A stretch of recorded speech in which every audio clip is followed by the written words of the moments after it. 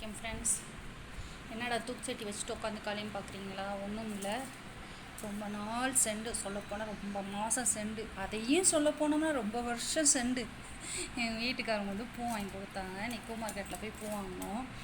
அதுதான் வாங்கிட்டு வந்து இந்த மாதிரி ஒரு தூக்கு பண்ணியில் போட்டு வச்சிட்டோம்னா அப்படியே ஃப்ரெஷ்ஷாகவே இருக்கும். இங்கே பாருங்கள், எனக்கு ரொம்ப விலை கூடுங்க. மல்லிகைப்பூ, எனக்கு ரோஸ் ரொம்ப பிடிக்கும். ஊட்டி ரோஸ் இன்றைக்கி ஒரு கட்டே 150 ரூபா அப்படின்ற மாதிரி சொன்னாங்க. இந்த மாதிரி வாங்கிட்டு வந்திருக்கோம். ஓப்பன் பண்ணி காட்டுறேன் பாருங்க.